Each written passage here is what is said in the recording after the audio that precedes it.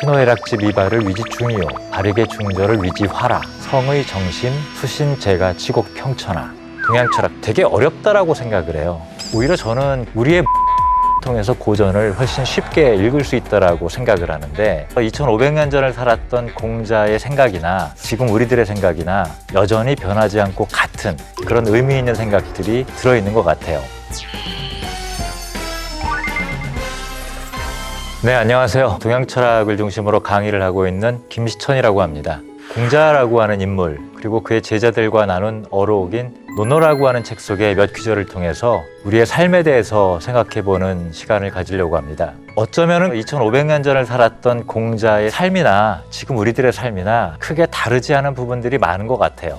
누구에게나 자기 인생이 있죠. 삶이라고도 부르고 우리들 각자의 삶은 너무 다양하고 또 다르기도 하죠. 그런데 그 삶이 보인다는 생각은 별로 해보지 않았을 것 같아요. 좀 이상한 말이죠. 삶이 보인다. 여러분들 혹시 거울 앞에 서서 비친 자기 모습을 본 적이 있는지 모르겠어요. 물론 가장 먼저 시선이 가는 곳은 얼굴이죠. 또 주변 사람들 한번 살펴보시면 우리는 제일 먼저 그 사람의 얼굴에 시선이 갑니다. 이 사진 여러분들 눈에 어떻게 보이나요? 제가 가장 좋아하는 사진 가운데 하나인데요. 시간이 꽤 지난 사진이지만 적어도 이 순간에 저와 제 아들 그리고 제 아내가 어떤 마음의 상태, 어떤 시간을 보내고 있었는지가 그대로 드러나지 않나요? 사실 이 얼굴을 통해서 우리는 삶을 본다라고 말할 수 있을 것 같아요. 얼굴과 삶, 오늘 들려드릴 이야기가 바로 얼굴에 관한 이야기입니다. 제가 논어라고 하는 책을 읽으면서 그 속에 담긴 어떤 중요한 철학 사상 이런 차원보다 그들이 쓰는 언어 속에 좀 독특한 생각이 있다는 그런 생각을 갖게 됐어요. 자, 얼굴을 이야기하면 사실 우리는 생김새를 중심으로 생각하지만 저한테는 얼굴 하면 먼저 떠오르는 단어가 바로 표정입니다. 제 얼굴 보시면 무표정하죠. 제가 잘 웃지를 못해요. 사실 저는 웃긴 상황이 되면 웃음을 참지 못하고 슬픈 상황이 되면 잘 울거든요. 그런데 나이를 먹어가면서 그런 표정을 제 얼굴에서 보기가 힘들어진 것 같아요. 저한테는 어쩌면 이게 실존적인 경험이기도 한데 그런 생각을 하게 된 첫 출발이 논어에 나오는 한 가지 문장 때문이었습니다. 현현역색. 보통 이렇게 번역을 하죠. 현명한 사람을 현명한 사람으로 대하기를 여색을 좋아하는 마음으로 한다. 저는 이 문장 해석을 처음 들어봤을 때 이렇게 번역하는구나 라고 생각하고 넘어갔어요. 그런데 점점 공부를 하게 되면서 이 해석이 좀 이상해졌습니다. 왜냐? 문장 그대로 보면 당신이 존경하는 사람을 존경하는 사람으로 대우하고자 할 때 색을 좋아하는 마음과 바꿔서 해라.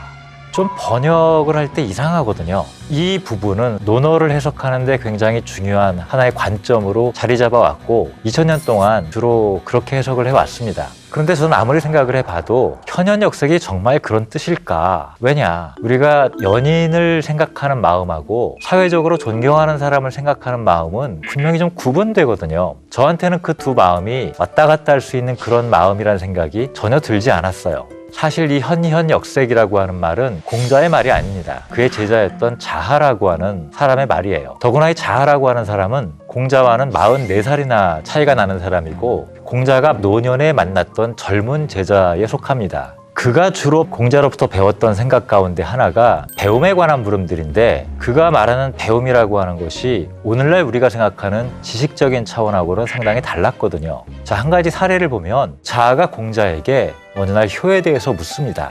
그런데 공자가 이런 말을 해요. 부모를 대할 때 정말 어려운 게 얼굴 표정을 어떻게 하느냐 하는 거다. 이 한자의 원 표현은 색난이란 뜻이에요. 자, 힘든 일이 있을 때 자식으로서 먼저 힘든 일을 감당하고 또 맛있는 술이나 밥이 있으면 우더른을 먼저 드시게 하는 것. 과연 이런 게 효라고 할까? 라고 공자가 이야기를 합니다. 공자의 이 말을 가만히 곱씹어 보면 당연히 부모를 모실 때 무거운 물건이 있으면 먼저 나서서 들고 그리고 맛있는 음식이 있으면 부모님이 생각이 나죠. 그런데 이렇게 몸을 통해서 부모를 봉양하는 것, 그게 중요한 게 아니라 부모의 마음을 헤아리고 부모의 뜻을 살피는 일인데 그런데 그 앞에 뭐가 들어있었죠? 바로 색난, 얼굴 표정 짓기가 힘들다. 이게 정말 쉽지 않은 일이거든요. 한 10몇 년쯤 된 것 같아요. 결혼하면서 부모님과 따로 살다가 이제 아이를 낳으면서 저희가 아이를 키우면서 직장 생활을 함께 하는 게 너무 힘들었죠. 그러다 보니까 아이를 부모님 댁에 맡기고 부모님 댁 근처로 이사를 갔어요. 그리고 몇 년이 지나고 하필이면 제가 굉장히 바쁜 시절을 보냈습니다. 상당히 어려운 일도 많이 겪었고 집에서 어머님 댁까지 한 100m? 거리가 얼마 되지 않았거든요. 근데 한 2달, 석 달 가까이 어머니를 뵙지를 못했어요. 어머니가 얼굴 좀 보자고 전화를 주셨어요. 너무 죄송스럽기도 하고 그래서 찾아갔죠. 그런데 저랑 똑같을 거예요. 밥은 잘 먹고 다니냐, 술 많이 마시지 마라, 담배 좀 적게 펴라, 강의는 힘들지 않냐. 밥 먹기가 힘들었어요. 숟가락질 한번 하고 답변하고 그게 한 10분, 15분 이상 되니까 갑자기 저도 모르게 짜증이 나는 거예요. 그래서 어머니한테 엄마 좀 밥 좀 먹을게요. 그런데 한 번도 제 앞에서 그렇게 행동하시지 않던 어머니가 갑자기 복받쳐 나오는 울음을 터뜨리면서 야, 가까운 곳에 살면서 얼굴 한번 못 보고 그래서 엄마가 간만에 너를 보고 어떻게 사는지 궁금해서 물어보는데 그게 그렇게 짜증나냐. 제 앞에서 저희 어머니가 그렇게 서럽게 우는 장면을 처음 봤거든요. 사실 이 현현역색이라고 하는 말, 그리고 색난이라고 하는 말, 그 순간에 제가 깨달았던 것 같아요. 왜 정말 나를 낳아주고 길러주시고 그 무한한 사랑을 보내주는 어머니한테마저 이 얼굴 표정 갖는 거 쉽게 생각을 했을까? 왜 내 감정을 다스리지 못하고 속에 짜증, 그 나쁜 감정을 어머니에게 그대로 표현했을까? 참 공자라고 하는 사람이 통찰했던 부분이 그런 것 같아요. 분명히 부모가 없이 자식이 태어날 수가 없죠. 그런데 희한하게도 가까운 사람들에게 우리는 얼굴 표정을 그대로 보내거든요. 자, 이런 걸 보면 현현역색이라고 하는 말, 이게 색을 좋아하는 것만큼의 마음으로 덕 있는 사람을 좋아한다라고 하는 것은 그런 강렬한 존경심을 갖고 그를 대하라 라는 뜻일 수도 있겠죠. 그런데 저는 그보다는 좀 다르게 생각하고 싶어요. 왜냐하면 우리가 이성을 대하는 마음과 존경하는 사람을 대하는 마음은 종류도 다르고 구태여 같다라고 비교하기에는 상당히 애매한 어떤 마음의 상태인 것 같아요. 어찌 보면 당신이 정말 존경하는 사람을 만날 때 얼굴 표정부터 바꿔라. 이게 훨씬 더 명쾌하고 상식적으로 납득하기 쉬운 게 아닐까 싶어요.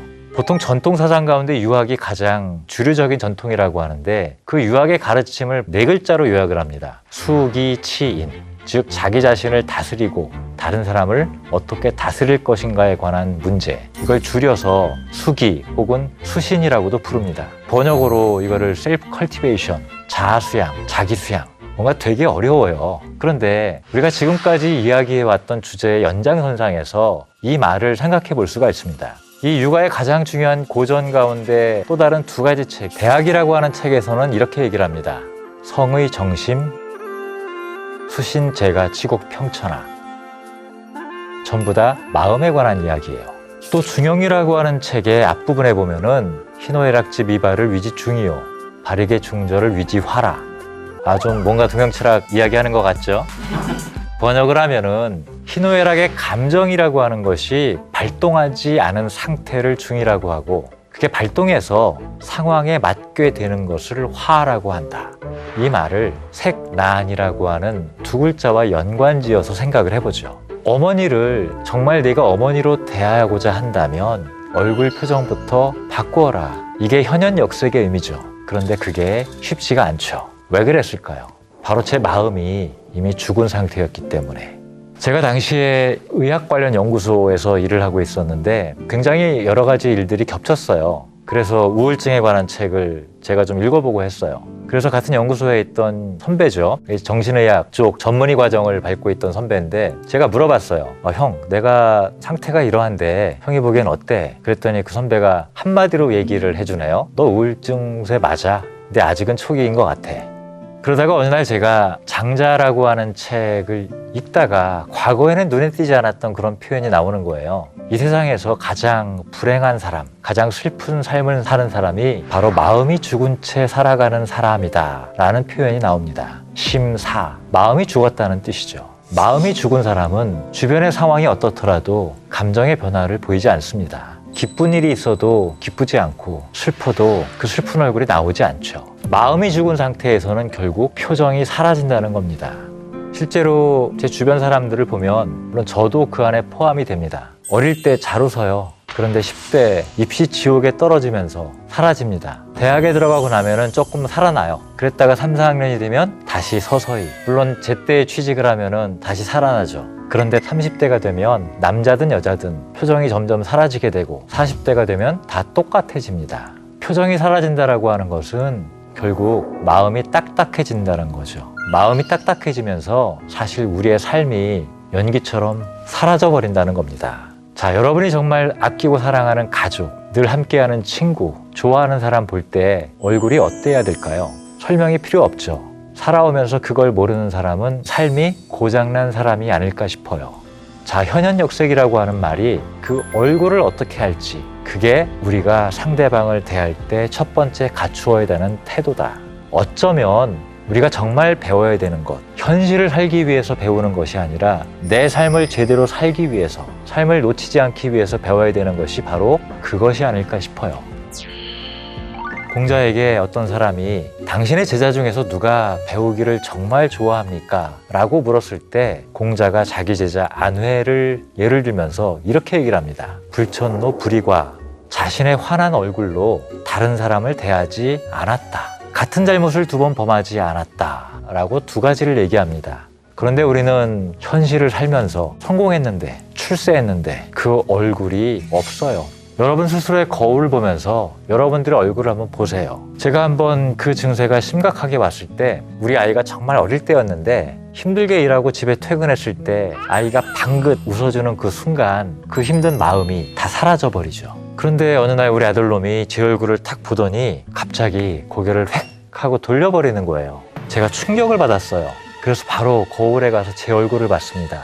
제가 봐도 정말 쳐다보기 싫었던 저의 얼굴이 그 앞에 있었던 거예요. 그래서 제가 그날부터 무슨 짓을 했느냐, 3개월 동안 매일매일 개콘과 우차사를 봤습니다. 한 일주일 동안은 별로 안 웃긴 거예요. 그런데 조금씩 웃기 시작하면서 3개월쯤 되니까 웃을 때 표정이 나오는 거예요. 그걸 보면서 야, 이 표정 관리가 내 얼굴을 갖는다라고 하는 것이 정말 어렵구나. 달리 말하면 저는 그 우울 증세가 있던 그 시간, 사실 저에게는 삶이 없었던 거죠. 어찌 보면은 내 얼굴, 사람들이 갖고 있는 이 얼굴은 저는 꽃과 같은 거라고 생각합니다. 꽃이 피듯이 내 인생이 피어나고 내 삶이 드러나는 거죠. 제가 대학 시절에 봤던 영화가 있어요. 제인 캠피언 감독의 피아노. 그 여주인공인 에이다 맥그레스라고 하는 분이 영화 속에서 말을 못합니다. 그런데 전혀 말을 하지 않고 대사를 하지 않음에도 불구하고 그 표정 연기를 통해서 그녀의 삶을 그대로 보여주거든요. 특히 그녀가 피아노를 연주하는 동안, 그녀가 피아노를 연주하는 그 순간이 얼마나 행복한지, 얼마나 그 시간을 즐기고 있는지를 느낄 수 있거든요. 아, 연기라고 하는 게 정말 저런 거구나 하는 걸 제가 그때 처음 영화를 통해서 깨달았습니다. 우리가 연기자의 얼굴을 보면서 감동을 느끼는 것은 단순히 표정을 보는 것이 아니라 그가 맡은 배역의 삶이 어떤 것인지를 고스란히 보여주는 것이거든요.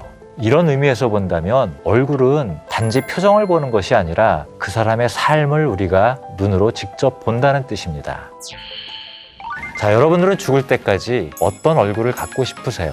현실을 잘 살아가는 능력을 기르는 것도 중요하지만 여러분들의 삶이 고스란히 드러나는 그 얼굴, 60이 되고 70이 되고 80이 되어도 웃을 수 있고 슬퍼할 수 있고 그런 감정을 고스란히 드러낼 수 있는 얼굴이 여러분의 얼굴일 때 여러분의 삶 자체가 살아있었던 진짜 삶을 살았다는 증거가 아닐까 싶습니다. 행복은 추상적인 그 무엇이 아니라 우리 얼굴을 통해서 드러난다는 것. 저는 논어를 읽으면서 공자에게 그 부분을 배운 것 같습니다.